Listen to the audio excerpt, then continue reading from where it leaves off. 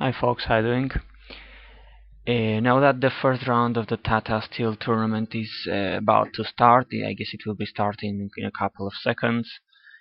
A bad and a sad piece of news has been spreading around the internet, and which says that the Grossmaster, the GM from Azerbaijan, Gashimov, has passed away. Very sad news because he was very talented and very young man. Well, we knew that he had some health problems. He had more or less retired from chess a couple of years ago. He had undergone a couple of brain surgeries, I guess. I think, and well, not really sure which has been the exact circumstances. I guess I'm not really interested in them either. But the fact is, he has died, and well, my little tribute to him as a very talented player will be this video, this game, an analysis of this game in which he beat Magnus Carlsen in the Melody Amber tournament, which was being held a couple of years ago in every year in Monaco, both in blindfold and rapid schedule, and this game was played in blindfold. Gashimov was white and Carlsen was black, and this was played, as I said, in 2010. So Carlsen was already rated 28-13 over 2800. He was not a kid, and Gashimov still managed to outplay him, as we will see. So e4, e5, knight f3, knight c6, bishop b5, knight f6, the infamous Berlin game, which Carlsen has been using for some time with some success, and we saw it certainly in the World Championship match against Anand. The normal moves, d4, knight d6, and the queen exchange, reaching the famous and infamous endgame. Knight c3. Lots of moves, of course, here, lots of plans. Not really going to talk about most of them because it's really complicating this kind of games. King e8 is the most common move here, and now knight e2. Moving the piece once again just to relocate it to f4 or try to go to d4, as both knights are targeting that square. And now c5 is played here, controlling that square. Seems logical, but it seems that this move isn't that great so far. This is the first time, and so far the last time this move has been played, and well, maybe for some good reasons. I don't know, but anyway, it doesn't seem that Magnus has that much problems out of opening. Then he complicates. He makes seems life a little bit complicated, but this move doesn't seem that great. But anyway, this is the only game in which this move has been played in my database, at least. So now it goes to f4. Now he can't go to d4, and to control the d5 square, and also to prevent black from developing the bishop to e6. Now if black would go to e6, knight takes, f takes, black would lose his bishop pair. He would have a very weak pawn on e6 and would have a very complicated game ahead. So Magnus plays b6, trying to develop the bishop on the queen side. More or less logical move. The knight goes to d5, attacking the pawn on c7 with a subtle threat of forking, king and the rook, and the king must go ahead and move again to defend against these threats. King d7, sorry, knight g5, now attacking on f7, and it seems that black has already some problems, even though the engine thinks this is roughly equal, nothing that bad for black yet, because black has some resources to defend. Now king c6, attacking the knight. Here Gashimov played c4, but there were lots of interesting lines here, starting with knight f6, knight f7. Now he has a knight under attack, but he's also attacking the rook on h8, and a couple of possibilities here. For instance, bishop e6, attacking both knights. Here knight e3 seems to be the best, attacking at the same time the knight on f5, and if he takes, the bishop recaptures, the knight is not under attack anymore, and he could capture the rook. And if, for instance, if black takes here, knight takes on f5, and here white is up a pawn on this, okay.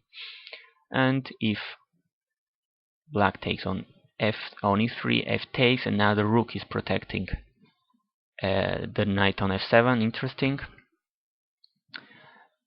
And other than bishop e6, there is the possibility to take the knight with the king. Very brave decision, bringing the king into the center and just letting white to take on h8. This seems to be even better for black. Knight takes h8, now bishop a6, and well, rook e1 for instance, and king e6.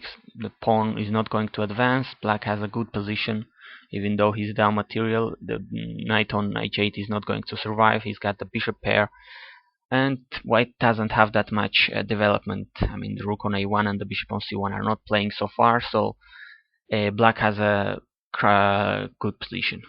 The knight on h8, as I said, is going to be captured, and he's going to be absolutely okay. So instead, c4 was played, just protecting the knight, playing solid. Bishop e6, rook d1. Now white could have taken on e6, but it would chase his own knight from d5. Now defending on with rook d1 seems logical. Knight d4, cutting the communication, putting the knight in s square, but white keeps developing. Bishop e3. And here bishop d5 was played by Magnus. Probably not the best move.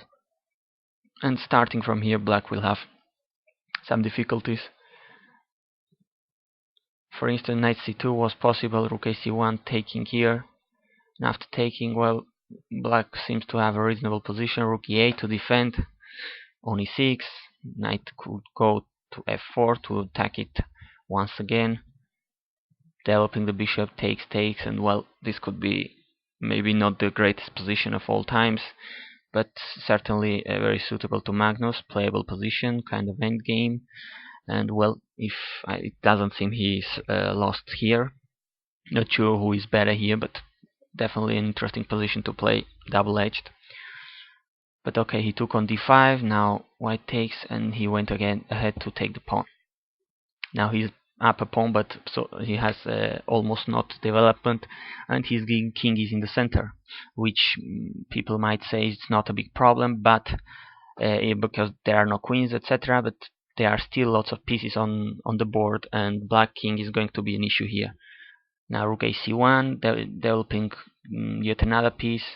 Bishop e7, knight f3. Now the king is a real problem. Now the knight on d4 is pinned, and the pawn is going to come back, it seems. Here bishop d8 was played. This is a move I'm struggling to understand. If some of you do understand the meaning of this move, please let me know in the comments or whatever, because I'm really fighting to understand what is the meaning of this move. And well, the engine says it's the best move, so I'm just struggling. I don't know. Anyway, now here Gashimov recaptured his pawn, get it back, and now the king is going to be, as we saw, an issue. Rook c6 check, king e7. Now more, I think, if we looked at the notation of the game carefully, more than the half of the moves of black would have been played with the king, so interesting enough. And now rook d5. The idea, I think, is to protect the pawn on e4 and to liberate the knight on f3 so that it can move wherever it wants. Now we got a couple of moves. Rook e8, just developing for once a rook. Knight d4. He will try to go for instance to f5 and a good square. King f8. g3, just to not have any back rank issues and develop his king. Via g2 to play f4. g6 to prevent knight f5, also giving some room to the king, some space. King g2, rook e7, probably to go king e8, rook d7 to try to exchange some pieces, relieve some pressure. f4, king e8, but white goes ahead with f5, trying to break into. You have to take advantage of these facts that black has a couple of pieces that are not playing, and his king is a problem. He has absolutely almost no space to move. G takes f5, now taking on f5 with the knight. It would also be great, attacking the rook, etc. But rook d7, and probably you have to exchange, and that probably relieve black's position a little. Instead, Gashimov plays a very strong move. Rook h6. He's threatening just to take on a7 and checkmate black. Black's king's position is miserable, and c6 is almost an only move, giving that pawn just to liberate a little bit. The knight takes, and now rook e6. And well, here black takes, and goes to king with the rook to d6. Although he gave back the pawn, his position is still very good, is still great, because black has lots of weaknesses. Black has no development, even we are in the end game, and he has lots of pressure, and even though there are only two pieces for each part, for each side, he has lots of activity, lots of active pieces. Bishop c7, the pawn on e6 cannot be defended. Rook takes, king d7, rook h6.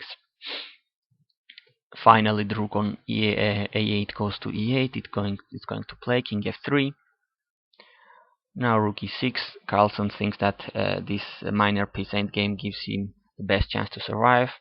Gashimov doesn't think so, so he agrees to exchange. Now king f4, and we have an endgame in which white is a pawn up and has a good bishop against a good knight against a bad bishop. This bishop on c7 hasn't almost squares to move to, and the knight is going to dominate the position, as we will see. a5, knight d4 check, king d5, knight f3 to go to g5. Of course, taking on f5 is not good because black is losing this pawn, and now the bishop is good, and it's white who must be careful because the pawn on b2 is going to fall. Instead, knight f3, king e6, and king g5. The king is going to, after the weaknesses on the king side, bishop check, king h6, king d5, and king takes h7, king e4, and king g6. And here Magnus resigned because there is no way of stopping this pawn on e7. It's going to cost him. It's going to cost black the piece, the bishop, and then white is going to have a couple of passed pawns on the king side, the g and the h pawn. For instance, if king takes f5. Now black is going to give his bishop for the e pawn, and the couple of passed pawns on g and h are going to absolutely define the game in white's favor. So there it goes with my little tribute to Gashimov. Rest in peace, talented player who just passed away. I don't know, maybe some hours ago. And well, I hope you liked the video, and thanks for watching.